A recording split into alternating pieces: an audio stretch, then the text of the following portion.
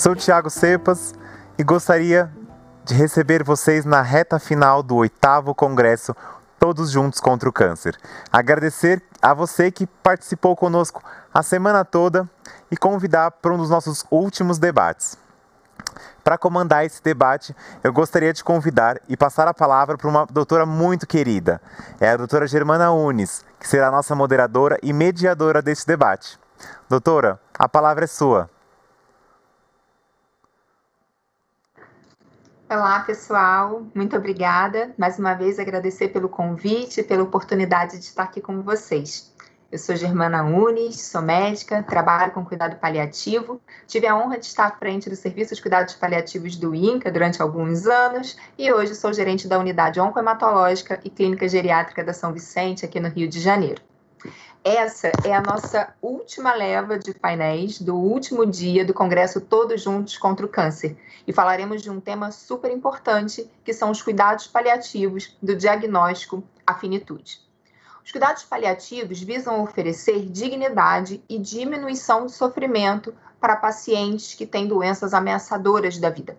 Apesar de ser uma especialidade muito importante no tratamento oncológico, na linha de cuidado do paciente oncológico, o Brasil conta apenas com 198 equipes para execução desses cuidados, apontando a limitação e a insuficiência ainda em nosso país.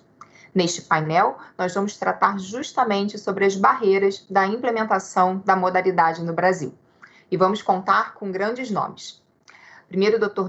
Douglas Crispim, que é médico geriatra, paliativista e presidente da nossa Associação Nacional de Cuidados Paliativos. Dr. Ricardo Caponeiro, médico oncologista clínico, diretor científico da Associação Brasileira de Cuidados Paliativos.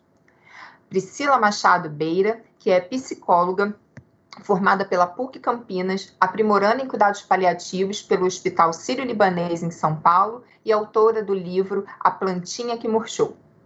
E ainda, Flávio Alexandre Ferreira Gomes, que atua como psicólogo na Abrale e atende em consultório. Tem experiência em atendimento psicológico em cuidados paliativos na Santa Casa de Misericórdia de São Paulo e no Hospital Instituto Brasileiro de Controle do Câncer.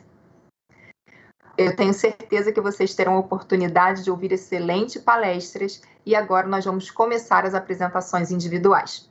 O Dr. Douglas deixou para a gente gravado e é com ele que começamos. Uma excelente palestra. Olá, espero que todos estejam tendo um excelente congresso. Eu gostaria de agradecer em meu nome, em nome da Academia Nacional de Cuidados Paliativos, o espaço para os cuidados paliativos dentro do evento tão importante, do TJCC. Eu, particularmente, Douglas, estou feliz de participar novamente do Congresso do TJCC e desejo a vocês que estejam tendo um excelente evento. Falar aqui sobre um pouco das barreiras para a expansão dos cuidados paliativos, eu acho que se a gente fosse falar barreiras e oportunidades, dava para a gente falar um dia todo. O cuidado paliativo, ele tem muitas barreiras, realmente, que é aquilo que a gente enxerga externo, né? Obviamente, aqui é um ponto de vista nesses 12 minutos, mas, ao mesmo tempo, nós temos diversas oportunidades. Paliativos não param de crescer no mundo inteiro, aqui no Brasil também, e eu acredito que isso é reflexo de que as pessoas estão percebendo que cuidar de determinada doença também envolve cuidar dos familiares e do sofrimento que essa doença e o tratamento traz para as pessoas. Então, um primeiro ponto que eu gostaria de trazer seria que se a gente pudesse mudar uma coisa e essa coisa fosse trazer aí uma visão de que muitas barreiras cairiam, seria a visão e atitude equivocada dentro dos cuidados paliativos, né? Então, trazer talvez algumas dessas verdades que são colocadas e vão de forma equivocada e repetidas vezes, vai transformando verdades realmente, vai transformando esses equivocados em verdade. Então, primeiro, se temos ou não temos, né? Primeiro, quando a gente fala de SUS, temos ou não temos política pública no SUS, né? Interessante que recentemente eu participei de uma reportagem da CNN e me foi perguntado se havia política pública no SUS, né? Para mim, e posteriormente foi perguntado para o Ministério da Saúde, né? E a resposta do Ministério da Saúde é que ela está presente em todo o SUS, e uma delas é o Melhor em Casa, e que até esse ano foram atendidos 426 pessoas, né, com relação aos cuidados paliativos, no Brasil, tá? Falando de Brasil. Obviamente que aqui não existe, talvez, aí claramente, deliberadamente, uma intenção ruim, mas existe uma desinformação muito grande. Se a desinformação está chegando nos níveis mais altos, a gente precisa realmente voltar para a base, né? Quando a gente pega a nossa Lei 8080 e faz uma análise dela com aquilo que é o cuidado paliativo em termos de processos, pessoas, né? Será que nós temos ou não temos? Então, universalidade nós não temos, porque nós não temos distribuição geográfica, isso foi comprovado pelo nosso Atlas, pelo Atlas Mundial e pelo Atlas Latino-Americano. E temos integralidade? Não, porque nós temos serviços ilhados, né? A maioria dos serviços estão concentrados no estado de São Paulo, por exemplo, e os pacientes estão espalhados pelo Brasil. Temos equidade? Não, porque a disponibilidade no SUS ela é de 1,3 milhão de pessoas para cada serviço e na saúde suplementar 496 mil. Os dois estão péssimos, né? Mas olha a diferença do SUS, né? Para a gente ter acesso ao cuidado paliativo. Não temos financiamento específico para a estrutura de cuidado paliativo, para RH, para salário, materiais, medicamentos específicos. Somos das piores disponibilidades, inclusive do medicamento básico, que é o opioide, para controle de dor. Nós conseguimos preservar a autonomia do indivíduo, que é um dos princípios que tem lá na Lei 8080. Não, porque muitos estudos mostram que muitas pessoas gostariam de falecer em casa se houvesse condições adequadas para tal. E hoje nós não temos nem óbitos domiciliares em taxas adequadas e nem tratamento de intercorrências domiciliares e, obviamente, informação nós não temos, né? É um direito à informação sobre o cuidado paliativo que nós não temos, tanto que, se a gente voltar um slide, a gente vai ver o próprio Ministério com informação equivocada. Paliativos ainda é um assunto lindo que todos gostam de elogiar, porém, poucos agem para a sua real implementação. É difícil discutir com algum colega que vai criticar claramente os cuidados paliativos, mas, na maior parte das vezes, pela desinformação e não pela má intenção, nós não temos ações realmente que gerem resultados. E aí nós temos aqui, o que nós temos efetivamente lá no SUS? 2 procedimentos e um CID. É isso que nós temos ali, sendo que desses procedimentos, um é de fisioterapia e um é genérico. E temos um CID genérico, sendo que cuidado paliativo não é uma condição de saúde, cuidado paliativo é um conjunto de práticas, como qualquer outra especialidade, que na maior parte do mundo é uma especialidade. Então, nós temos aqui esses dados ilustrados de uma outra forma, né, mostrando aqui no SUS. Então, a maioria das pessoas não vai ter esses serviços disponíveis, apesar da maioria deles que nós temos no Brasil ser de SUS, e aqui 6.027 atendimentos mapeados no nosso Atlas, não 427, como foi dito lá, isso tudo sem ter política pública. Na pediatria, a coisa um pouco mais difícil, apenas 77 serviços com paliativo pediátrico, e ali aqueles 28% de cobertura de pacientes em SUS, colocando a sua relação em saúde suplementar. Então, saúde suplementar ainda com mais cobertura do que o SUS em termos percentuais. A gente sabe que se a gente realocar o cuidado paliativo e colocar ele de uma forma integral no cuidado, ele começa a perder estigma. E aí, naturalmente, o cuidado paliativo ele vem sendo um apoio àqueles pacientes e familiares que convivem com doenças graves e que podem ameaçar a sua vida, e não aquele cuidado de fim de vida. E aí, justamente, essa visão de que é o cuidado de fim de vida é justamente porque nós não temos condições, nem estrutura, nem financiamento para ter o cuidado paliativo integral. E aí gera aquela visão distorcida que o paliativo somente é o final de vida. E aí os colegas têm aquela tradicional ação de, vamos observar aqui, 39% a 60% das pessoas em fim de vida reclamam que não foi discutido o prognóstico de forma franca e nem mesmo possibilidade de morte. Bom, quando a gente olha aqui, fica parecendo que os colegas não conversam com os pacientes nem com as famílias de forma franca, mas isso não é verdade. Os colegas conversam, só que, infelizmente, o ponto de vista é muito de colocar a sua verdade, de convencer o familiar. Então, a comunicação, ela é muito focada naquilo que se planeja e se coloca num formato de convencimento. Agora, essa comunicação, às vezes, ela é até muito bem vista pelo colega de outra especialidade, não paliativista, mas quando a gente pergunta para os pacientes e familiares, em diversos estudos mostram que esses entenderam que aquela comunicação não foi efetiva. Então, é como aquela frase que diz, doutor, então o médico fala, agora eu terminei a minha consulta, o paciente fala, então agora vamos começar a minha. Temos que trazer o cuidado paliativo de uma forma mais franca. A ANCP tem feito diversas ações junto ao Ministério, junto aos conselhos, temos diversas publicações, temos aqui todas as ações. Quem quiser conhecer mais a ANCP pode entrar nos nossos canais. A gente movimenta quase 5.000 pessoas por ano em eventos, né? Então, a ANCP é uma associação que vem se fortalecendo bastante. Temos aí o observatório, temos o nosso manual de cuidados paliativos, muitos materiais gratuitos, né? Então, assim, temos tentado trazer ao máximo informação e deixar ela disponível, né? E é preciso que essa informação seja difundida para as pessoas terem mais e mais acesso. Nossa maior luta é pela política pública, em seguida pelas especialidades, em terceiro pela educação ser incluída nas universidades e depois para que as nossas residências de formação de especialistas sejam cada vez melhores.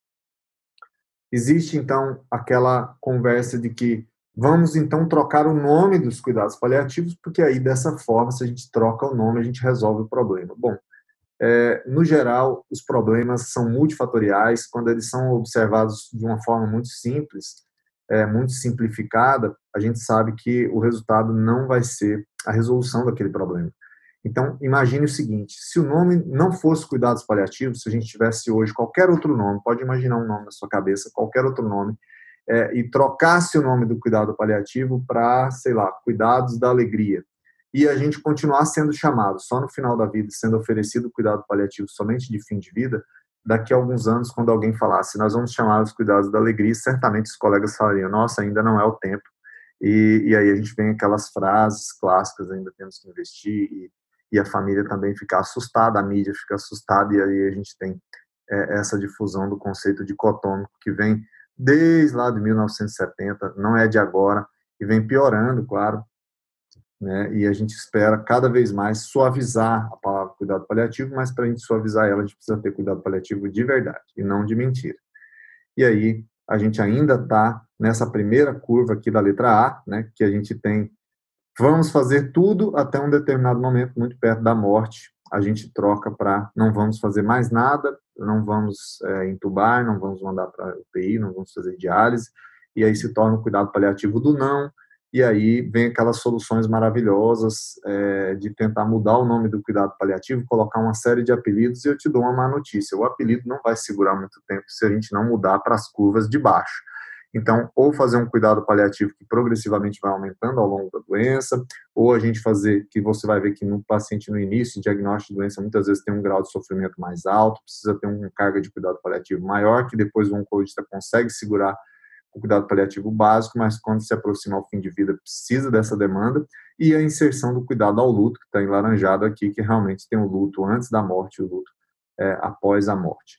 E esse cuidado que acontece na fase final de vida, ele é denominado aí por muitos como hospice care, né? Então, o cuidado ao luto, ele entra dentro do hospice care junto e depois se prolonga após a morte do paciente.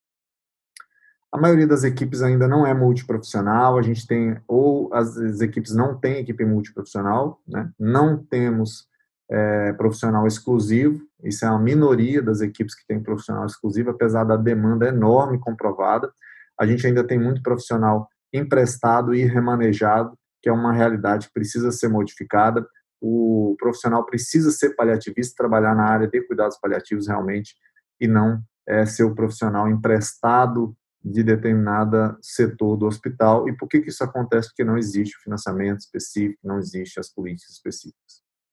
Então, a gente tem aqui aquelas frases famosas, né? Nosso time mesmo já faz, ainda é cedo para cuidados paliativos, nós criamos uma comissão de cuidados paliativos, a gente sabe que tem muitos serviços de cuidado paliativo, que é o serviço de papel, que é só para acreditação, que quando a gente vai lá não tem rastreabilidade, a gente não enxerga esse paciente sendo atendido, a gente não tem impacto sanitário desse serviço. Ainda vamos investir no paciente, melhor não falar de cuidados paliativos agora, ou seja, é como se fosse uma fuga. Essa fuga é uma fuga mais do sofrimento do colega, né? Ele sabe que não existe o cuidado ainda estruturado e, por outro lado, ele tem dificuldade de ter esse contato, porque para a gente implementar essa medida, realmente a gente precisa falar da verdade. E a verdade para as doenças avançadas é que por mais tratamento que se faça, quando não se atinge a cura, vai se progredir a sua doença para o final de vida. Aqui só um exemplo de que é possível integrar cuidados paliativos. Isso aqui foi um paciente que nós atendemos, e a gente vê que esse paciente pode inserir diversas ações de monitoramento à distância, aqui a equipe de oncologia atendendo o paciente, mas o cuidado paliativo inserido numa fase mais precoce do atendimento, e aí você vê que a carga de atendimento em cuidado paliativo, quando se aproxima o óbito, ela vai aumentando, né? Aí fala, olha, mas por que esse tanto de atendimento em cuidado paliativo? Isso aqui é aquele gráfico lá mostrando o grau de sofrimento desse paciente, né? Intercorrências, e aqui esse atendimento não é só médico, né? Nós temos atendimento de psicologia, de odontologia, de fisioterapia, de terapia ocupacional, e os pacientes precisam de tudo isso e que vai aumentando a carga de cuidado até o final da sua vida. Portanto, é possível integrar, que a gente possa ter o cuidado paliativo cada vez mais presente na rotina e possa ser um parceiro do oncologista no tratamento aos seus doentes.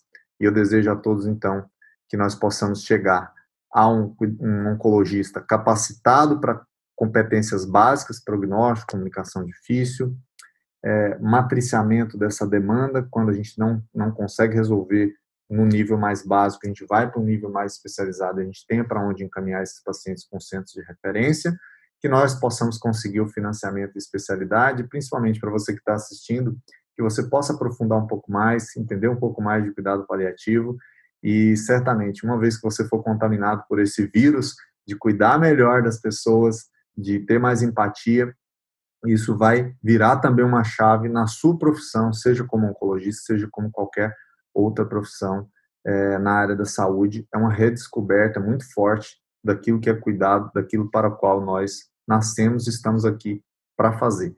Que esse propósito possa se multiplicar em sua vida.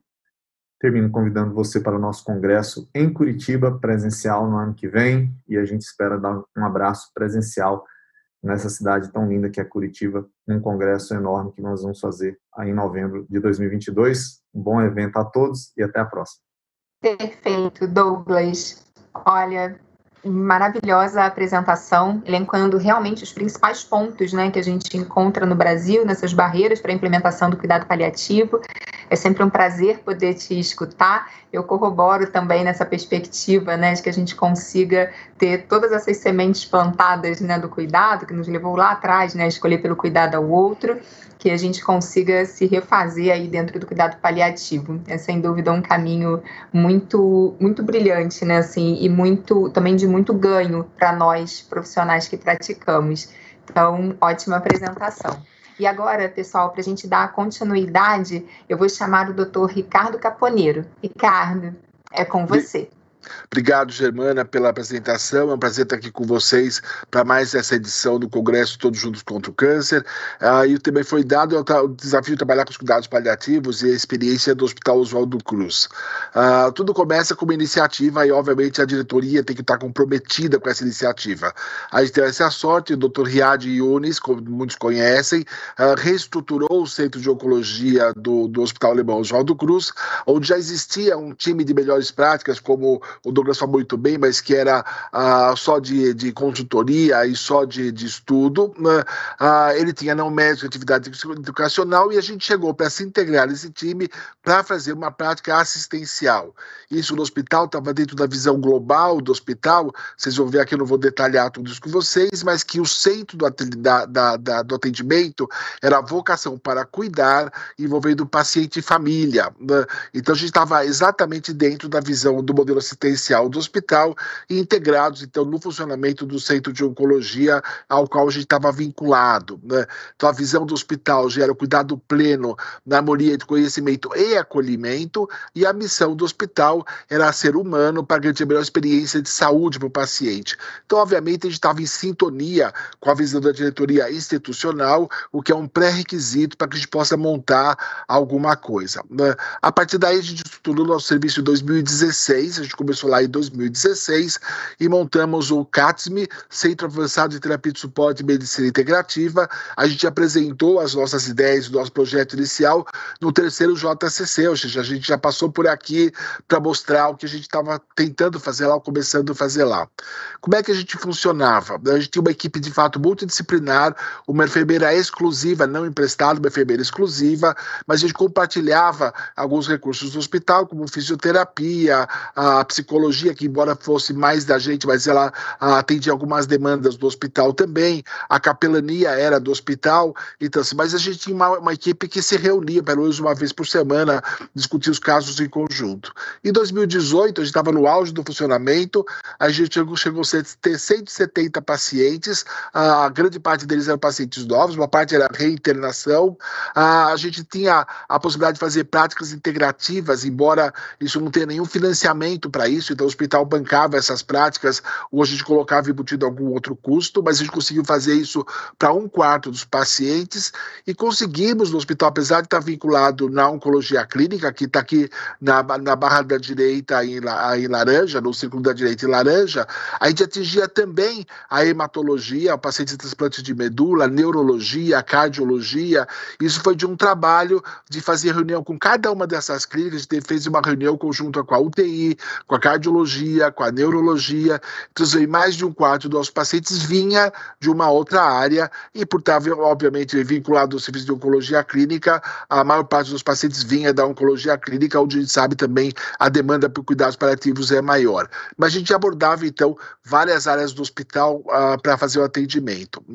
A grande parte dos pacientes em cuidados paliativos acaba indo para óbito, né, mais da metade deles, mas tinha altas em home care em pacientes recuperados, algumas altas com home care e outras que a gente tinha alta da equipe, transferência para outra instituição, né?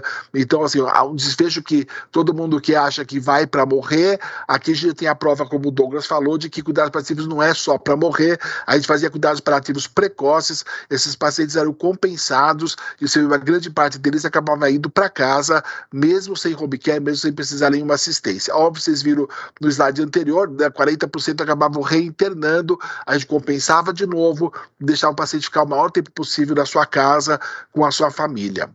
Para quem vai montar um serviço de cuidados paliativos, precisa mostrar o que você faz. Então, fundamental você estabelecer indicadores. A gente tinha vários indicadores. Um dos indicadores, como a gente estava mais voltado para a oncologia, era o uso de quimioterapia sistêmica nos últimos 14 dias de vida. O ideal é que sejam indicadores que sejam validados, que a instituição ache que sejam úteis e que vocês possam medir tudo o que for possível medir, colocar no papel na forma de indicadores para mostrar o que vocês fazem, né? Então aqui tinha a taxa geral em azul do hospital. A gente não atendia todos os pacientes da instituição, nem todos os pacientes da oncologia, mas você vê que aqui em cinza está a taxa dos pacientes que eram atendidos pela nossa equipe faziam quimioterapia. Alguns meses a gente extrapolou aquilo que era necessário, mas para grande parte do nosso tempo de atendimento, a gente ficou abaixo da taxa limite aceitável para pacientes que faziam quimioterapia. Então isso era um desfecho importante de mostrar a nossa presença, a nossa importância no hospital, de não ficar fazendo tratamentos fúteis, né? Obviamente a gente também tem que divulgar o que a gente faz e capacitar a equipe. A gente ainda tem poucos recursos para a formação das pessoas, né? Hoje em dia tem crescido mais as ofertas, mas a gente sempre fez cursos, simpósios. Esse é um dos nossos simpósios para treinar a comunidade do hospital. Isso desmistifica um pouco o que a gente faz. A gente representava o que a gente fazia para a comunidade e para as pessoas que trabalhavam fora do hospital, que usavam o hospital, para mostrar exatamente o que está fazendo e contribuir para a formação dessas pessoas. Então a gente fez vários simpósios, como você vê, com a casa quase lotada, né? A gente não podia exceder a capacidade de lotação do anfiteatro, mas a gente tinha esse público.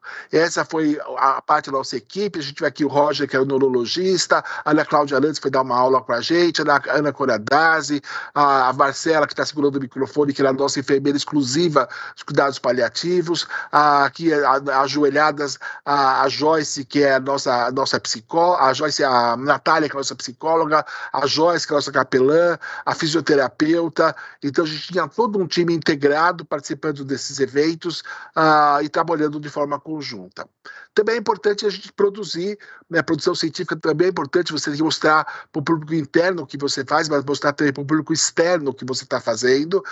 E na sétimo congresso dos cuidados paliativos da LCP, a gente teve 8 trabalhos apresentados para a presença como pôster, né? Ou seja, então a gente tinha uma extensa produção, a gente colocava no papel aquilo que a gente fazia, você vê até com práticas integrativas como aromaterapia, a satisfação dos pacientes, o uso de opioides de pacientes não oncológicos, aí a gente tinha uma extensa produção, ou seja, não só mostrar para o público inteiro o que a gente fazia, mas mostrar a nossa cara para fora do hospital, né? Com isso, a gente acabou pegando nossos protocolos, e com os nossos protocolos a gente escreveu esse livro. Muitos de vocês conhecem esses livros, nada mais é do que uma compilação de tudo que a gente fazia, alguns trabalhos publicados, e esse livro tem uma particularidade, né? Ele não tem uma divisão de capítulo por autor, porque na verdade pegava cada tópico dos cuidados paliativos e cada uma dos profissionais envolvidos, enfermagem, fisioterapia, ultracopuntura, escrevia o que ele podia contribuir para aquela prática, para aquele controle daquele sintoma. Então é de fato um livro multidisciplinar integrado, escrito a múltiplas mãos, e a gente fez o simpósio então para lançar esse livro dentro do hospital, e esse livro está circulando até hoje, quem quiser consegue comprar fácil na Amazon. Com isso, a gente consegue reconhecimento, né? A gente conseguiu ser acreditado pela ESMO, talvez tenha sido o nosso melhor título, como um centro integrado de oncologia e cuidados paliativos, para fazer cuidados paliativos, então, desde o início do tratamento oncológico. Então, a ESMO viu o nosso serviço, viu nossas publicações e reconheceu isso. A gente constou também no Atlas da LCP. Aí o nosso livro começou a ser adotado até por algumas instituições que dão cursos de cuidados paliativos, pós-graduação de cuidados paliativos, começaram a usar o nosso livro como referência, né? Então tudo isso para a gente ser referência na nossa publicação dos protocolos e ser uma referência internacional de um centro integrado, foi um dos pontos mais altos da nossa atuação. Mas infelizmente, como o Douglas falou, a gente sempre tem obstáculos no caminho, e o obstáculo principal também, como o Douglas apontou, é o obstáculo financeiro, né? Vocês sabem que cuidados paliativos não dá dinheiro, ele dá prejuízo, né? Você faz assistência à família e não cobra assistência da família, você faz assistência ao luto e não tem mais o paciente, e nenhum convênio paga assistência ao luto, né, para esses pacientes. Então a gente não tem financiamento, e a gente fazia assistência ao luto, a Joyce, nossa capelã, escrevia carta de condolências à mão para as famílias, a gente recebia essas famílias de volta no hospital, eventualmente elas participavam de alguns simpósios, e tudo isso dá prejuízo para o hospital. Então a gente não conseguiu, nessa nossa existência, fazer acordos comerciais com as operadoras ainda não reconhecem cuidados paliativos por especialidade, a gente acaba driblando isso, colocando como clínica médica, ou mudando o nome para que a gente possa receber pelo atendimento. Obviamente, o que eles pagam é igual para todo mundo, então você não atrai pessoas para atender pacientes que você atende em 50 minutos, 60 minutos, conversar com a família pelos honorários que os convênios pagam. Foi implantada também uma mudança na política de saúde do Brasil, né, pelo menos na política da saúde suplementar, se começou a implantar nos hospitais a famosa diária global, onde se paga um valor fixo por dia para o paciente internado, e tudo que você gasta, que você usa, sai dessa diária global. Então, obviamente, se você incorporar muitos profissionais ou muitos procedimentos, isso cobre toda a sua diária e eventualmente dá prejuízo. E uma mudança da visão estratégica institucional, então aquele apoio que a gente tinha de uma diretoria anterior se enfraqueceu, né, que pegou a instituição, resolveu não investir mais nessa área, e a gente acabou terminando o nosso serviço em dezembro de 2019. Então, a gente teve 3 anos de franca atividade, eu coordenei esses 3 anos, tive esse privilégio, aí teve uma equipe com algumas pessoas com dedicação integral ao nosso serviço, algumas com dedicação parcial, a enfermeira Marcela, ela é exclusiva do nosso serviço, a gente teve algumas trocas de psicólogo e da capelã, a gente teve uma medicina integrativa em alguns períodos, e como essa era mais difícil de ter remuneração, a gente não conseguia manter essas pessoas, e toda uma equipe de apoio, e assim, os emprestados, né, como o Douglas chamou, né, e chegou a ter inclusive farmacêutico, nutricionista, participando do nosso grupo, mesmo que emprestado, mas que participaram da escrita daquele livro, participaram das suas reuniões e fizeram. Então, vocês veem, então é importante a gente ter indicadores, né? Então, é importante que a gente tenha indicadores para mostrar o que você faça, é importante que você publique, é importante que você mostre sua cara, mas a nossa falha foi não conseguir o suporte financeiro adequado, e vocês vão ver que hoje grande parte desses serviços que existem no Brasil são bancados ou por um centro de oncologia, ou por um hospital público, ou por financiamento. Um dos maiores, que é o Hospital de Barretos, é por financiamento por doações.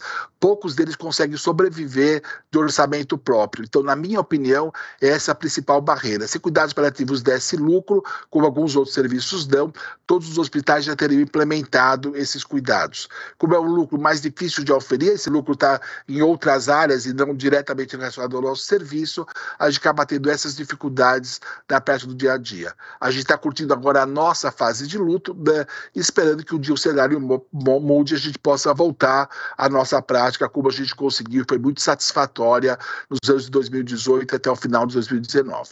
Muito obrigado, e deixo aqui meus contatos para quem precisar discutir algum assunto especial. Olha, Ricardo, eu queria te agradecer. Essa apresentação foi realmente muito rica. Eu acho mais incrível quando a gente mostra, né, as experiências dos serviços nessas apresentações, é justamente a oportunidade para aqueles que estão nos assistindo, né, de ver o exemplo, tudo que já deu certo, tudo que a gente precisaria focar para fazer diferente, e agradecer, assim, sua transparência, né, para falar de forma tão clara, não só todo o sucesso, e parabenizar vocês por isso, né, um serviço super reconhecido. Para mim é um prazer estar falando com você, mesmo que remotamente, e sabendo que a gente tem grandes desafios mesmo, e sem dúvida essa questão do financiamento em saúde é um desafio gigantesco, né? A gente tem alguns trabalhos que mostram, inclusive, que o cuidado paliativo precoce ele é capaz de aumentar a sobrevida. Nós temos investimentos em quimioterápicos que ofereceriam muito menos tempo do que um cuidado paliativo precoce, e a gente sabe que eles são aprovados, são difundidos, e o cuidado paliativo tem suas dificuldades. Então, é uma luta em diferentes frentes, mas eu tenho certeza que a gente não vai esmorecer, e em breve a gente vai conseguir ter esse cuidado cada vez mais capilarizado, né, no Brasil. Obrigada mesmo, obrigada pela sua participação. Eu queria agora, pessoal, chamar para vocês a Priscila Beira, que é psicóloga e deixou a gravação para a gente assistir agora. Aproveitem. Eu sou Priscila Beira, psicóloga e mãe de um garoto que partiu deixando um legado maravilhoso de qualidade de vida e de morte. Bem, os cuidados paliativos entraram na minha vida de forma dolorosa, sim, pois eu estou falando dos cuidados paliativos em relação ao meu próprio filho, mas também de forma ambivalente, trazendo junto muito amor, junto com essa dor, além de uma experiência riquíssima e inesquecível. Meu filho ficou doente, vitimado por um tumor cerebral, um ependimoma, por 10 anos, recebendo tudo o que havia de melhor em relação a medicamentos, médicos, hospitais e atendimento multiprofissional. Foram 10 anos de muitas expectativas, muita ansiedade, muitos momentos decepcionantes a cada recidiva, sonhos desmoronando, mas também de muita doação, aprendizado e esperança. Foi o aparecimento de um novo ângulo de se enxergar a vida. Era uma época em que ainda não se falava muito de cuidados paliativos. Os profissionais mais sensíveis, digamos assim, apenas faziam, sem darem nomes ao que estavam fazendo.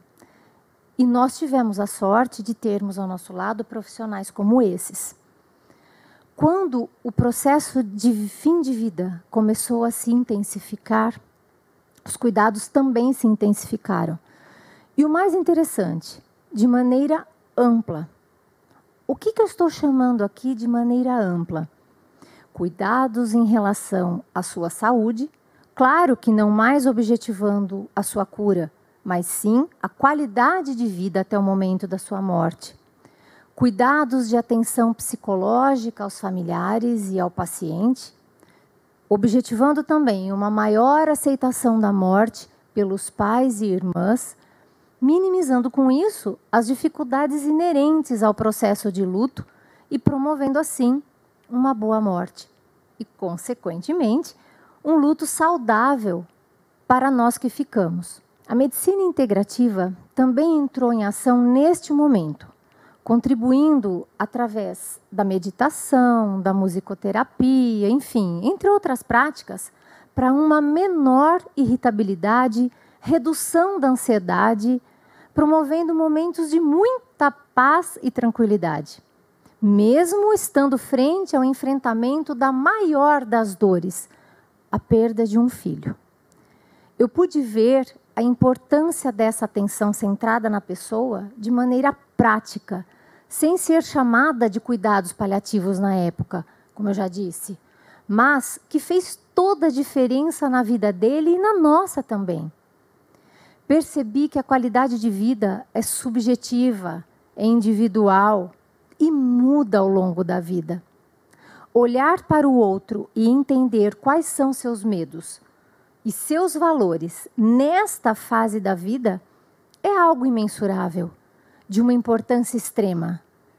E o processo todo que passei com meu filho foi de uma riqueza tão grande que me fez pensar: como tudo isso pode se encerrar assim com a morte dele?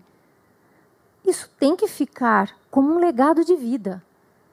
Ao vermos que ele já estava num processo de fim de vida avançado, optamos por levá-lo do hospital para casa, para que pudéssemos viver seus últimos dias e momentos da melhor maneira possível, na presença da família e ao lado de seus amores. Claro que isso não foi tão fácil assim. A equipe estava dividida. Cheguei a ouvir de uma médica: essa mãe está louca, ela não sabe que ele vai morrer em casa?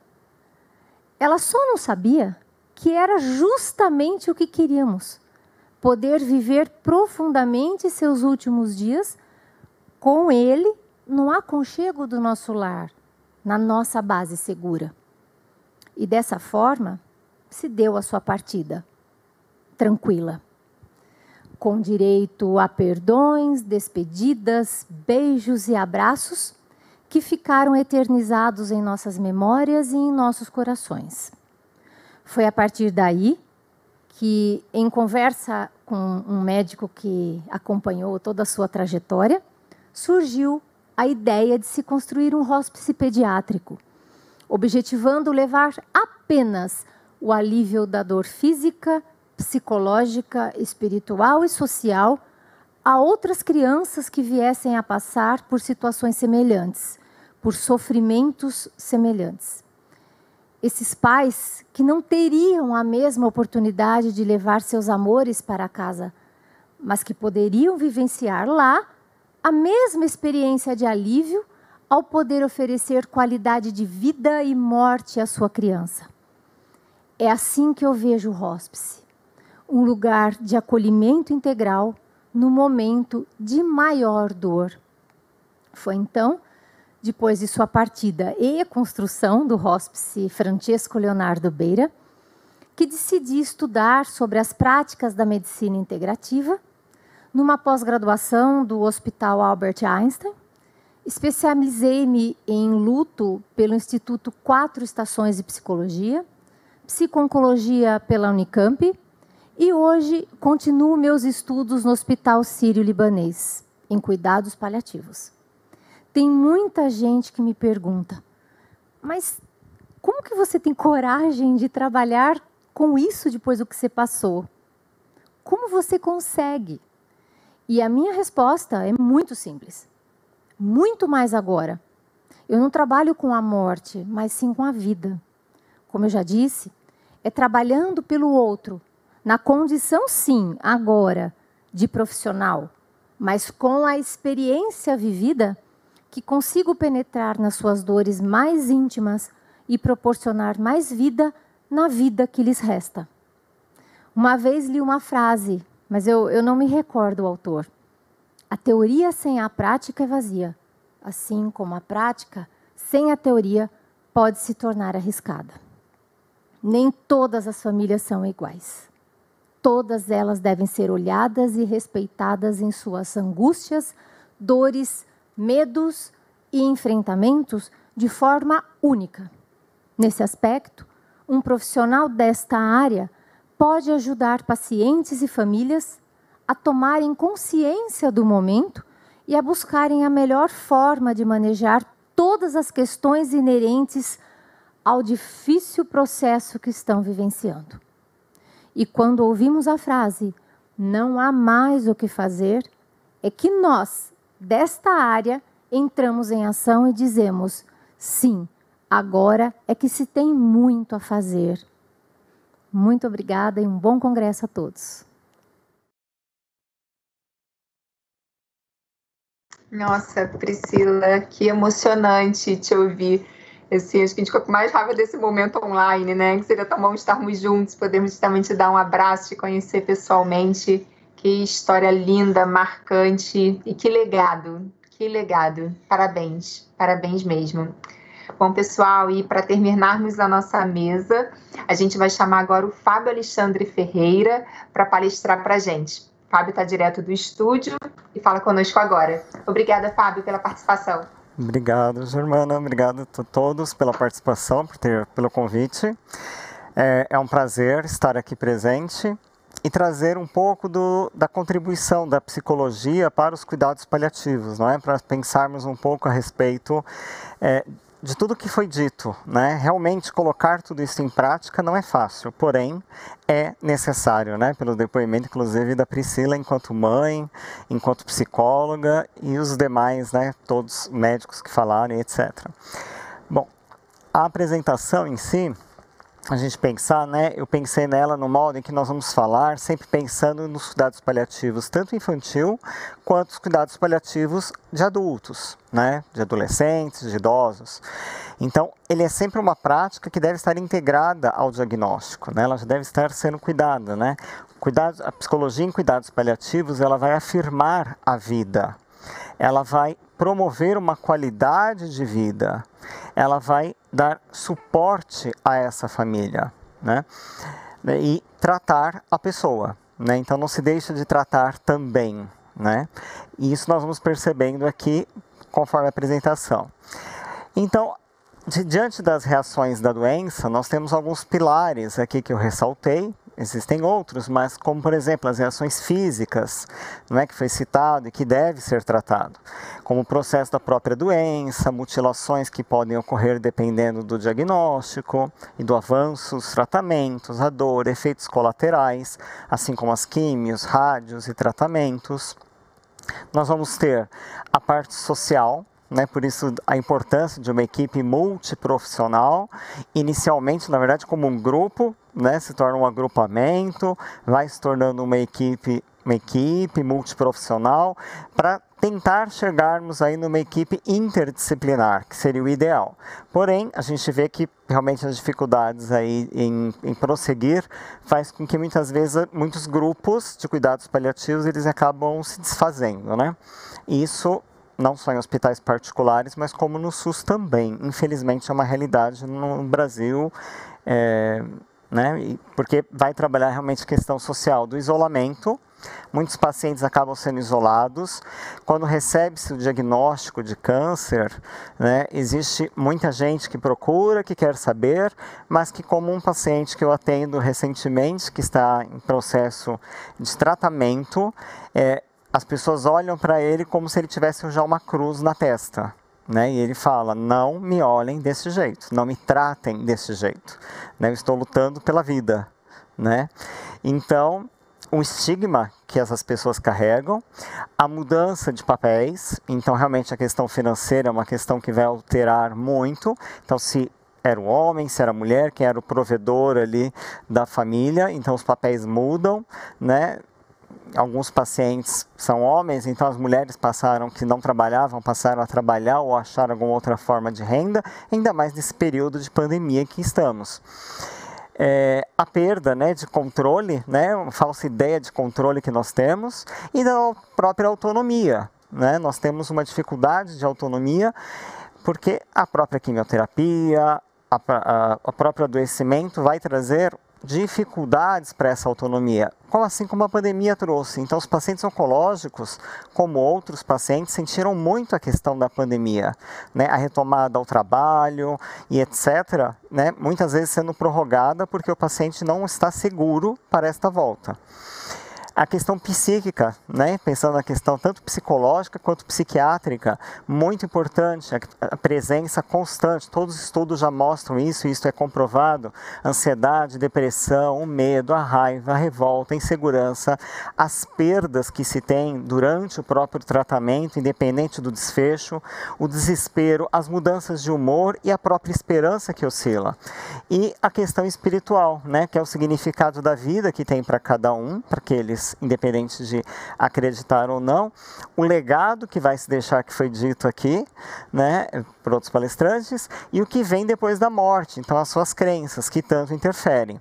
Né? Então, isso é muito importante, por isso que imaginamos essa equipe inicialmente multiprofissional e interdisciplinar, porque para atuar em todos esses campos. A psicologia, de uma certa forma, acaba avaliando, a gente sempre diz que tanto na psico-oncologia quanto na psicologia hospitalar, ou na psicologia em cuidados paliativos, nós acabamos tendo um olhar dentro dos cuidados paliativos, mas também um olhar observador, assim como nas pesquisas.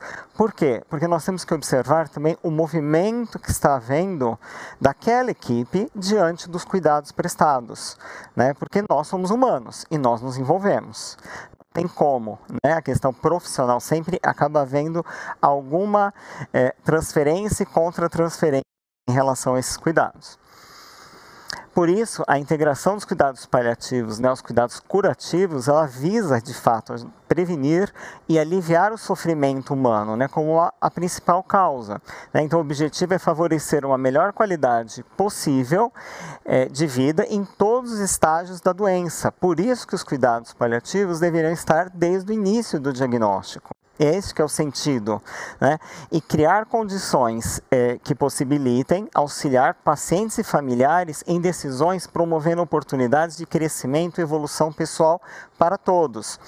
Muitas vezes, eu participei pela minha experiência, né? Não vou citar aí novamente nenhum local, mas também já vi em outros locais, em que é colocado a decisão já pronta para aquele paciente ou família, ou é colocada a decisão totalmente, integralmente na mão do paciente e da família, que não se sente em condição de decidir o que é melhor. Continuo o tratamento, invisto plenamente no tratamento e não vou para cuidados paliativos, ou permito cuidados paliativos e tratamento, ou vou só para os cuidados paliativos.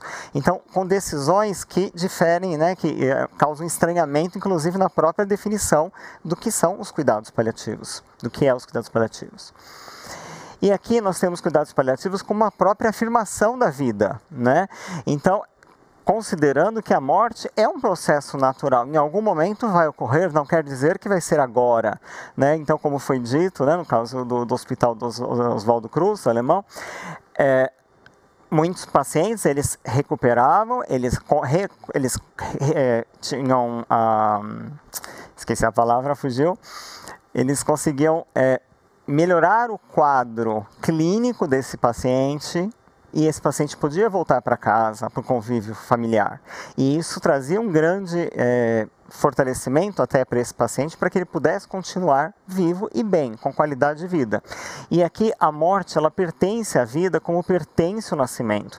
O caminhar tanto está em levantar o pé, como em pousá-lo no chão. Então esta frase, eu considero ela muito importante, porque ela diz da vida, né? Ela diz do nosso ciclo vital.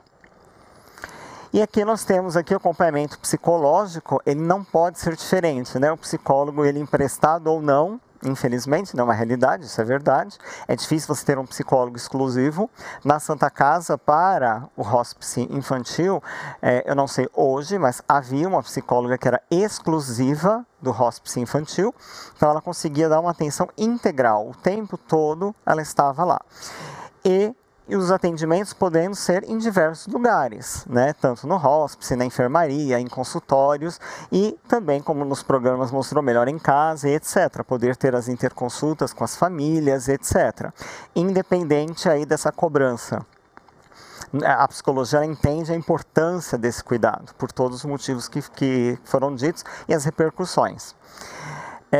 O cotidiano da equipe, né, é um desenvolvimento do trabalho em conjunto, então as reuniões semanais, minimamente uma reunião semanal é fundamental para a discussão dos casos, a avaliação e identificação dos problemas de cada paciente, então como foi dito anteriormente pelos demais profissionais, de fato é subjetivo, cada caso é um caso, não importa o tipo de doença, importa a pessoa, a subjetividade daquela pessoa, que é única e exclusiva daquela pessoa e daquela família, e dos desejos daquelas pessoas.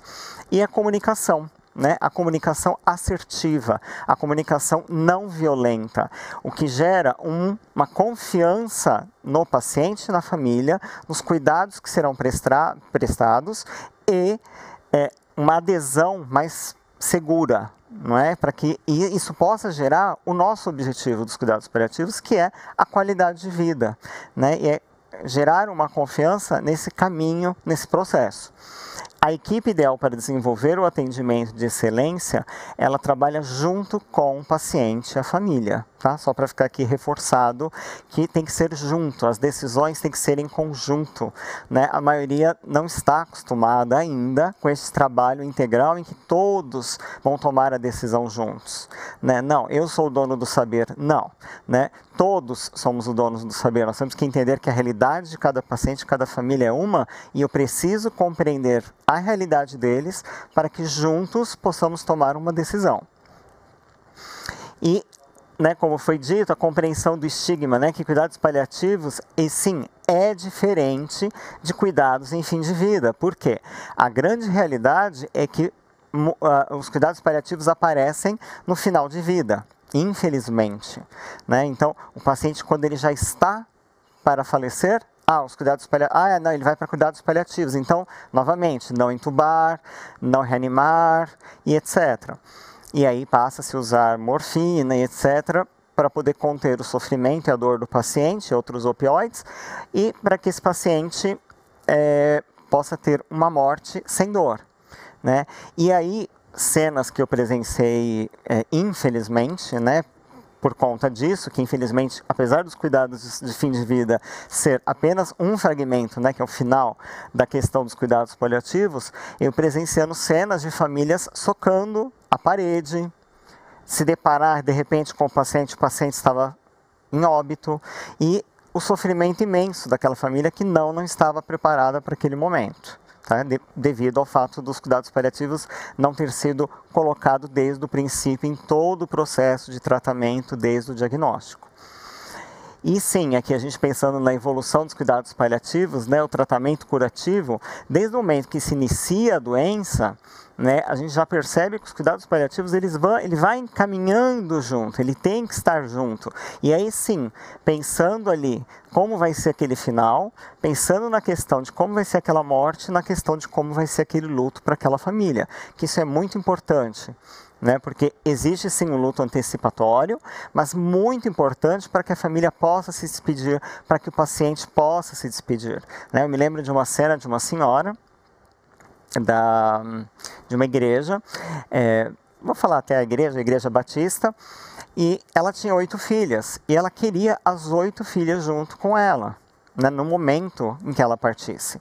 Então, ela queria se despedir do marido, foi conseguida essa visita, porque o marido também estava doente, então tinha médico presente, tudo mais, toda a equipe possibilitou essa despedida e todas as filhas estavam com ela até o momento do último suspiro. Foi no hospital óbito, não foi em casa, porém ela morreu de uma forma digna, sem dor e com a família, com as filhas, como ela queria. No final do meu expediente, eu não sabia, a filha sai do quarto, me encontra no corredor do hospital e diz obrigada, chorando, né? Me comunicou que a mãe havia ido ao óbito, porém que o desejo delas, tanto da mãe quanto das filhas, havia sido realizado, que era de estarem juntas naquele momento e que o legado da mãe seria levado adiante, né? Como a gente viu a importância disso. para a elaboração, inclusive, do luto. Algumas reações, né, quando chega esse final de vida, podem acontecer, isso até durante o adoecimento, o diagnóstico, etc. É normal acontecer, né? A negação, a ansiedade, medo, a depressão, desejos de morte, sentimentos de culpa e a própria raiva, né? É muito comum observarmos esses sentimentos. É óbvio, a intensidade vai variar muito, né? Eu trouxe aqui, vou passar rapidamente, né? Porque a gente pode depois ter acesso a isso, a questão da negação. Então, a negação é normal, né? A gente ver, não, mas tem cura, não tem, eu realmente estou com a doença, o diagnóstico está correto, será que o tratamento está correto, será que é o melhor tratamento que eu estou tendo? Nós vamos ter uma ansiedade muito grande pelo tratamento, em que fase eu estou, em cada fase de tratamento. Não há mais tratamento, não há o que fazer, né? Vai vir dor, não vai vir dor, eu tomo remédio antes para não sentir a dor, como que eu devo fazer, né? Fui orientado dessa forma, mas será que é a melhor forma? Então, eu não tenho mais uma certa estabilidade, nem confiança, e a ansiedade acaba gerando isto. O medo, né? Vou sofrer, eu vou ter dor, né? Eu vou perder o controle, né? Uma paciente que eu também atendi, ela falava muito disso, né? Eu acho que eu vou enlouquecer, né? Porque era uma metástase, a metástase já estava no sistema nervoso central, então ela estava realmente tendo já delírios, enfim, estava tendo comportamentos, e ela tinha que ser sedada, de fato, né? A grande angústia dela poderia ser auxiliada, né? E foi. Então isso ajuda muito, né? E o que ocorrerá com os meus projetos e planos de vida depois que eu morrer? Né? Existe essa preocupação. Vamos falar, né? Algumas pessoas falam, mas isso é bobagem. Não, para aquela pessoa não é, para aquele sujeito não é, para aquela família não é. E, né, a gente tem a própria questão da depressão, né? Porque durante o próprio tratamento, desde o diagnóstico até esse paciente, né, ou a paciente ou a criança chegar a um óbito, tanto o paciente quanto a família vai passar por um processo muito difícil, que mesmo com acompanhamento não deixa de ser um processo difícil e doloroso. A questão do desejo de morte, né? Por conta de presença de dor, não querer sofrer, tomar medicação, muitas vezes um apoio familiar insatisfatório, de abandono, tá? Isso ocorre, infelizmente, né? Nem todo mundo foi uma pessoa boa, porque está morrendo passou a ser bom, né? Nem todas as famílias vão acolher ou vão perdoar, né? Isso tem que ser respeitado também, né? Nós não podemos obrigar, né, ninguém a cuidar. E às vezes também essa questão da tendência de reduzir aí, né? A tendência a reduzir com o tempo, né? Tanto a dor quanto a depressão. Quando é cuidado, quando é tratado, essa depressão e essa dor diminui. Por isso que é encaminhado para o psicólogo, por isso que é tão importante ter um psicólogo na equipe. Os sentimentos de culpa, né? E aí, né, medo de punição, que pode ser um castigo por conta de religião, o que eu fiz de errado, me alimentei errado, o que aconteceu, né, para que eu não consiga, não aderir ao tratamento corretamente. Quando eu tive o diagnóstico eu fugi, e aí quando veio como metástase. Então, esses sentimentos de culpa, eles são muito preocupantes, né, e realmente eles deterioram, né, o paciente, fazem com que ele acabe, né, piorando. E a questão da raiva, né? A raiva é meio que inevitável, sentir a raiva por tudo isso estar acontecendo e todos os planos que eu tinha, né? E não vou poder realizar. E aí as variáveis que influenciam, né, são as próprias características pessoais, então a própria subjetividade que nós falamos, que aqui tem algumas para a gente observar, e as próprias características de cada doença, né, conforme as incapacidades que cada doença vai trazer, não só as doenças, mas como o próprio tratamento. Os fatores interpessoais, né, como a gente falou também um pouco, então as questões família, a própria equipe, amigos, a qualidade das relações, qualidade na comunicação, que tem que ser uma boa comunicação, um grau de apoio e segurança, uma rede de apoio social, que muitas vezes eu vi vizinhos apoiando e ajudando.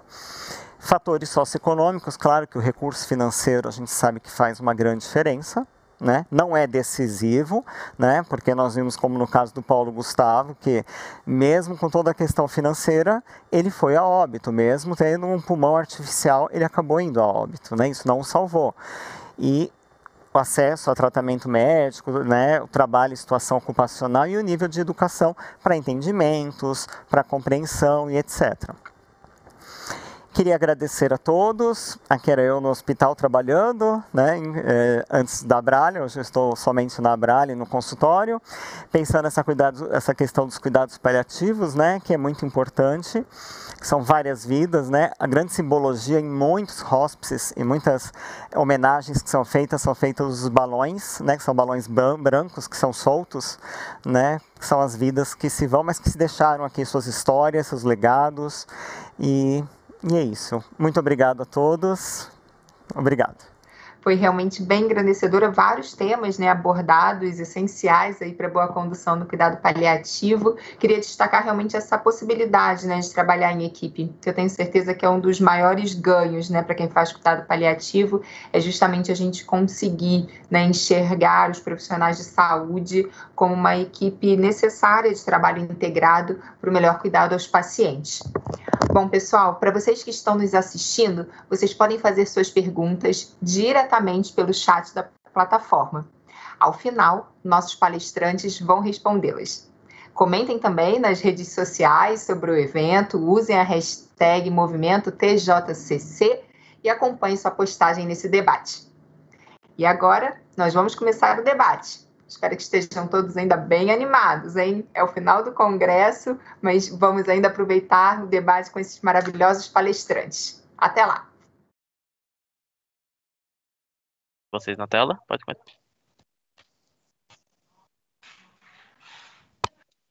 Olá, pessoal.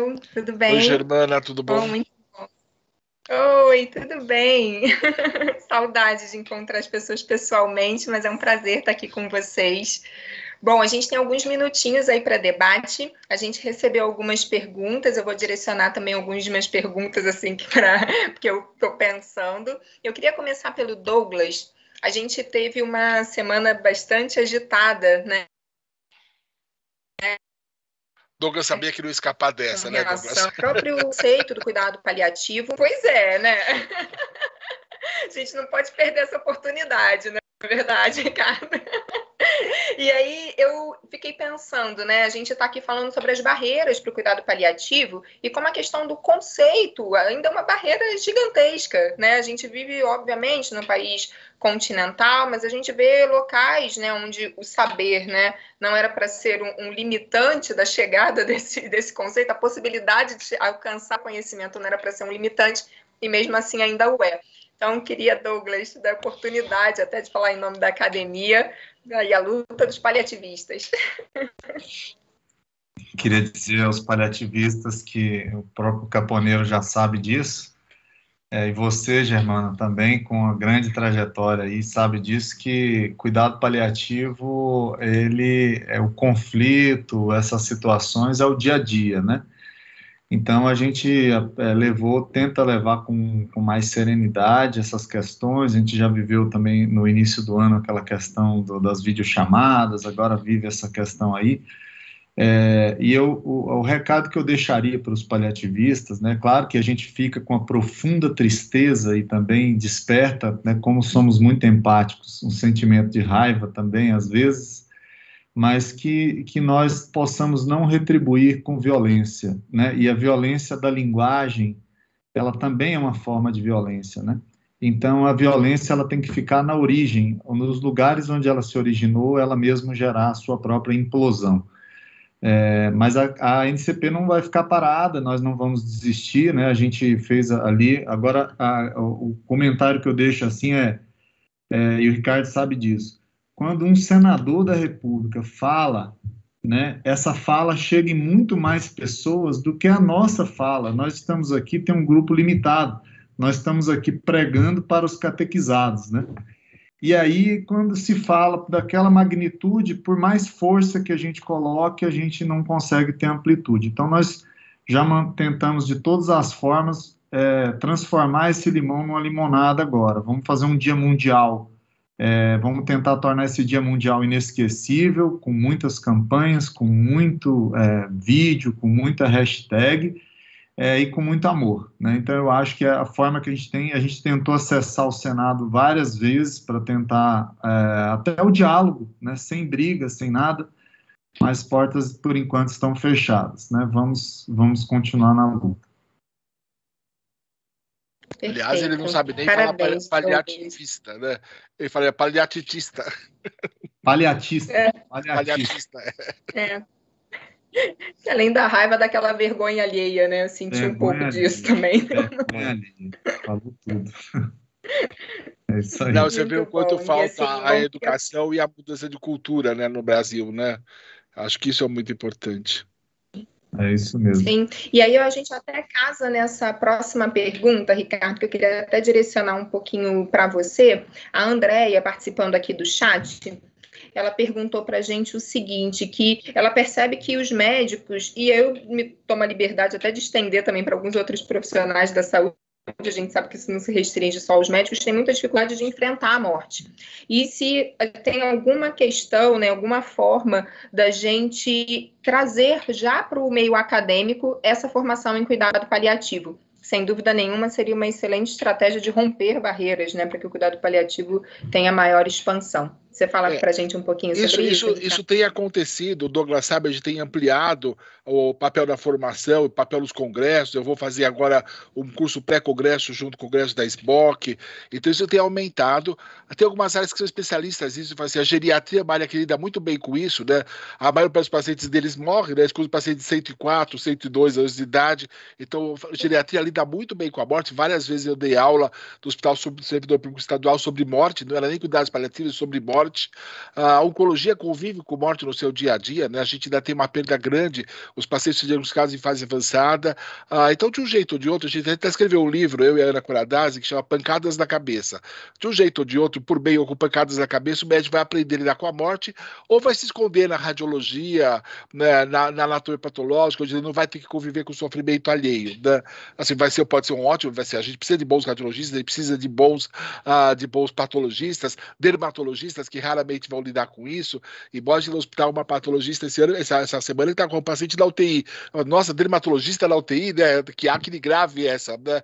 Virou piada. Então, assim, mas algumas especialidades são mais, isso é mais oculto, né? Mas assim, qualquer um que tenha um contato mais íntimo com o doente vai acabar convivendo algum dia na vida com isso. Quando eu dei um curso lá no nosso grupo sobre comunicação de más notícias, viu, Douglas, a gente chamou uma obstetra para falar. Porque falar para o geriatra falar comunicar a morte é fácil, né? Todo mundo sabe que o vovô vai morrer. Falar para o oncologista falar de morte, então ele sabe falar de morte, né?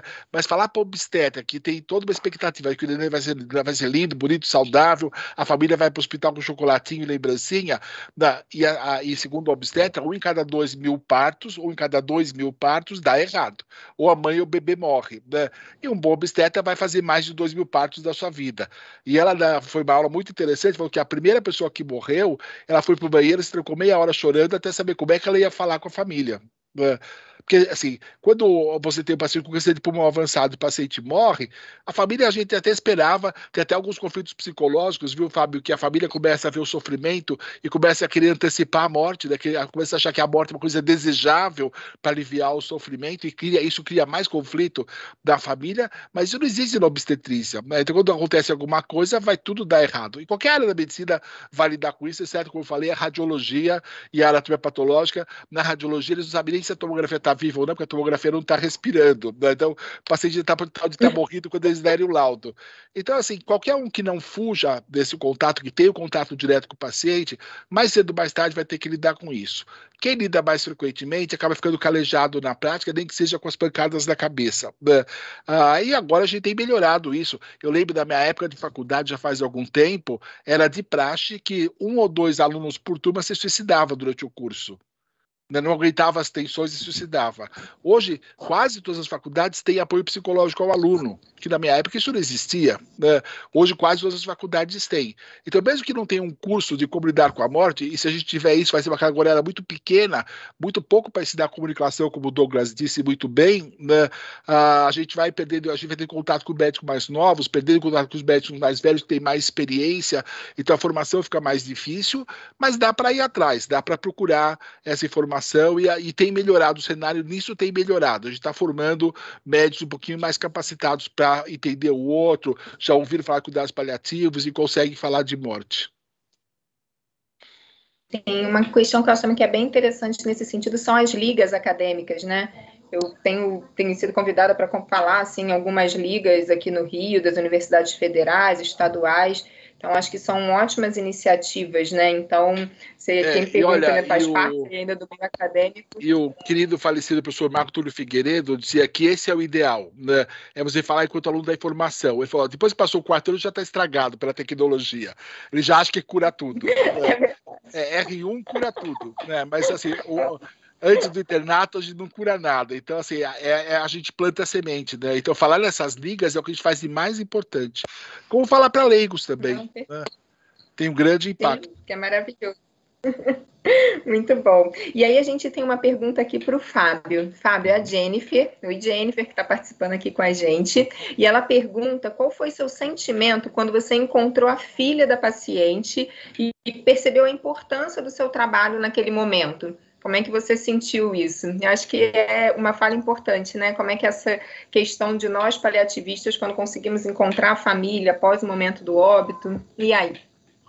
Então, claro que foi uma surpresa no primeiro momento, né? Pelo fato dela já ter ido a óbito aquele dia, né? Mas a história dela estava tão fechada, tão resolvida, né? Porque ela havia conversado com o marido, que tinha tido infarto, então as filhas estavam com muito medo do marido ir até o hospital, e aí tinham conseguido que um médico, um oncologista assistisse, estivesse ali junto para dar o suporte, então sentiram segurança para isso. E o meu sentimento foi um sentimento de dever cumprido, né? De dever cumprido em cuidados paliativos, porque proporcionar isso para a família e para essa paciente foi muito importante, para o desfecho dela, né, da história dela, independente do que a gente acredite aí, se a vida após morte ou não, né, essa questão, mas para os que ficaram também foi muito importante, e para a paciente que pôde ir em paz, né, com sofrimento, pelo menos as questões que ela queria resolver foram resolvidas, as despedidas, os conselhos para cada filha. Então foi um desfecho muito bonito. Né? A morte não é uma coisa feia. E acho que esse eu acho que um ponto importante também, né? Isso eu observei nas apresentações de todos vocês, é que a gente trouxe bastante conceito, né? E um ponto que eu acho que é sempre muito importante a gente ter esse olhar para o profissional, né? Não só para o profissional paliativista, eu acho que nós, né, acabamos falando bastante sobre isso, e está longe de ser necessário só para a gente. Eu acho até que a gente, entre nós mesmos, até por trabalhar em equipe multiprofissional, a gente consegue se escutar e ter momentos, né, de autocuidado, que não necessariamente precisam estar desvinculados do nosso momento no próprio trabalho. Eu lembro que eu tinha muito isso, assim, quando eu estava no INCA, na assistência, e muitas vezes o nosso momento de round, de discussão de casos, já era um momento tão acolhedor, porque você percebia o sofrimento do seu colega, você percebia o seu próprio sofrimento, e, obviamente, né, a gente conseguia transformar e ressignificar, arrumar outras ferramentas para isso. E aí, isso acho que foi muito importante que você falou, né? No momento que eu vi, me deu uma sensação de dever cumprido, né? Porque a gente tem sempre que se observar, se revisitar, saber que o sofrimento também está junto da gente, né? E reconhecer isso é muito importante. E essa rede é mais extensa do que a gente imagina. A gente fazia no nosso serviço o minuto paliativo, porque assim, a gente fala muito bem da equipe, né? Mas a menina da faxina entra no quarto, a copeira entra no quarto. Então, um dia ela vê o paciente acordado, outro dia vê o paciente sedado, outro dia ele morreu.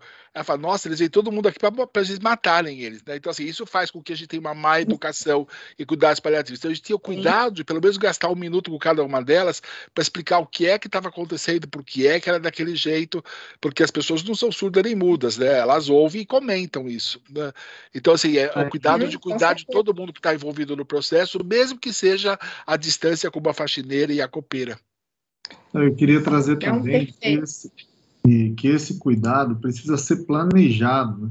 Cuidado aos profissionais precisa ser planejado, porque se você for em todos os hospitais, você vai ouvir alguém falar cuidando do cuidador. O Fábio deve fazer isso. A todo lugar alguém está falando cuidando do cuidador, né? Só que na prática acaba você não palpa isso de uma forma planejada, né? Igual o Caponeiro falou, eles tinham 1 minuto ali para isso. Eu acho que, dependendo do grau de estresse, tem que ser ainda, né, muito mais planejado para individual e para grupos. A realidade, na verdade, né, a realidade do hospital oncológico, muitas vezes, não só a realidade do SUS, né, a gente vê que, na verdade, esse espaço ele é fechado, né, muitas vezes silenciado, né, eu já presenciei em UTI de um hospital que nem era oncológico, na verdade, era um hospital cardíaco, famoso, e a chefe da enfermagem mandou a auxiliar parar de chorar, senão ela não servia para trabalhar em hospital, né? Porque o bebê tinha ido a óbito. Então, difícil. É um absurdo, né? Não ter esse espaço, né? Não poder ter esse espaço. Sim. Nós recebemos algumas mensagens aqui, tanto da Célia quanto da Anete, falando sobre a importância, né, de morrer em paz, conseguir se despedir dos entes queridos. A Anete teve uma experiência recente e falou que ficou muito impressionada com o preparo do pessoal do hospital para esse momento. Então, queria deixar um alô para elas também. E para a gente terminar, para fechar, eu vou direcionar um pouco essa pergunta para o Douglas, e vocês também podem comentar, porque o Jair, ele diz para a gente que ele é pedagogo, ele é psicólogo, mas eu acho que a gente consegue estender isso para todas as categorias, que ele gostaria de saber como começar em cuidado paliativo, com esse passo aí inicial. E aí, quero falar um pouquinho, e aí se vocês já podem falar e você sabe a profissão dele? Ele é médico? Ele é médico? Qual a profissão dele? Pedagogo. Ele é pedagogo, psicólogo e fez formação em tanatologia, Ricardo. Tá. Legal. O meu recado eu dou assim, primeiro, eu gosto de dizer assim, não vai fazer uma coisa que você nunca viu ninguém fazer. Vá conhecer. Então, vai fazer uma imersão em algum local que você... Eu gosto de dizer assim, um local que você trabalharia. Eu vejo, às vezes, os colegas, eu falo assim, qual que é seu sonho, né, para os residentes? Ele fala, meu sonho era trabalhar no Albert Einstein. Você já foi no Albert Einstein? Não. Eu falei, cara, você nunca foi no seu sonho, que fica 3 estações de metrô para lá? Então, eu acho que primeiro a gente tem que ir lá palpar o nosso sonho, primeiro para desmistificar essa questão de que o cuidado paliativo, a maioria dos pacientes não vai te agradecer, a maioria dos pacientes não vai tirar foto com você, não vai te dar abraço, a gratidão tem que ser interna, né? Segundo, se você quiser começar como gestor, eu recomendo você começar com um bom diagnóstico situacional do local que você está trabalhando. Então, identifica a demanda, hoje nós temos diversas ferramentas de triagem de demanda, identifica o impacto desses pacientes, que é um impacto enorme que ele causa no nosso SUS, né, esse paciente não receber esse cuidado, e monta um projeto com calma, começando pequeno, mas pensando sempre grande, com um pensamento de especialista. Eu não aceito, né, eu falo assim, a gente não pode baixar a cabeça, nós temos que ter postura de especialista, nós não podemos admitir que o nosso serviço tenha menos seriedade para ser implantado do que um serviço de transplante. Então, essa é a forma que eu trabalho e eu desejo que você trabalhe assim também no seu futuro. Boa sorte. Eu acho que ele está começando certo, ele já tem o curso de tanatologia, ele deve estar lendo bastante a respeito. Aí precisa de pedagogos, porque como a gente viu, educação e cuidados parece ser uma coisa bastante importante, mas eu sempre digo assim, isso a gente vê com esses psicólogos também, né? Ninguém pilota um avião lendo o manual do avião e fazendo simulador.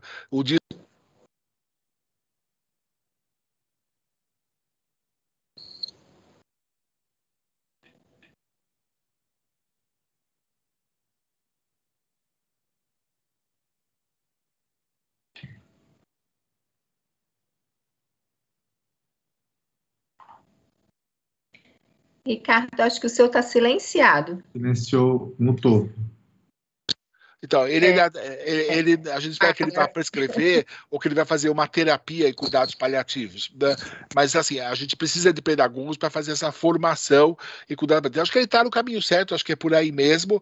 Ele está se inteirando, fez curso de tratologia, está lendo sobre o assunto. A gente tem muitos livros hoje, tem o manual do LCP, a gente tem muitos livros hoje de cuidados paliativos, mas uma hora ele vai ter que ver a prática como funciona. Vai ter que ver a família chorando, vai ter que ver um paciente morrendo, né, para daí entender de fato. Mas ele está no caminho certo. E eu diria assim, com esses problemas de educação que a gente tem, precisamos de muitos pedagogos em cuidados paliativos. Verdade. E você, Fábio? Acho que realmente é isso, né? Essa questão de se preparar, lógico, a gente precisa da questão teórica, é muito importante a gente se preparar para isso, né? Mas cada um vai realmente lidar com esse momento, como o Dr. Ricardo falou, né? O momento ele é único, né? Com cada família, né? A gente não sabe o que vai acontecer. Sem dúvida. Né, eu lembro que uma das primeiras pacientes que eu fui atender em cuidados paliativos era uma boliviana. Ela que veio fugida da Bolívia.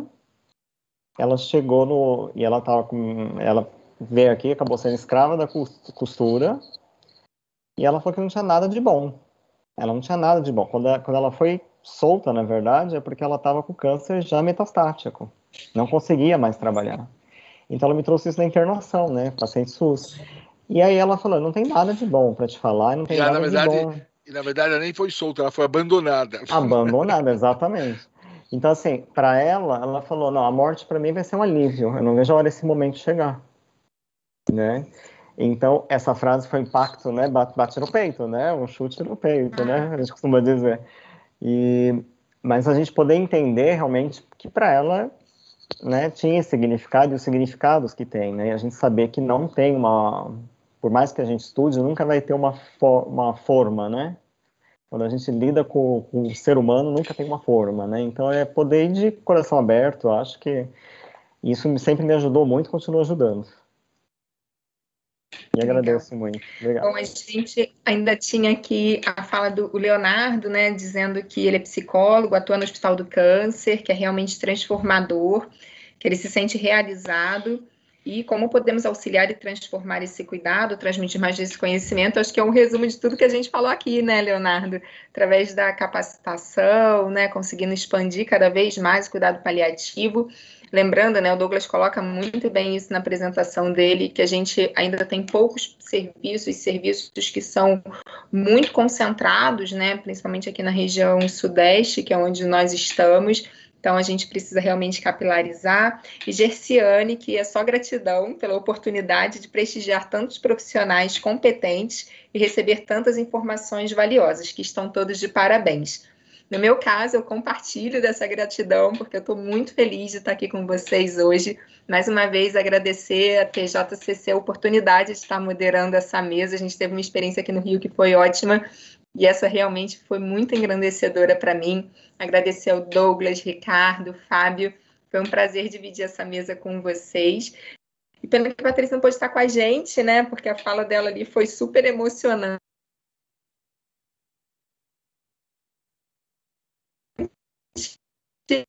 Mas eu desejo também vocês, pessoal, um ótimo congresso e ano que vem tem mais. Tchau, tchau. Tchau, muito obrigado. Tchau, obrigado. Tchau, tchau.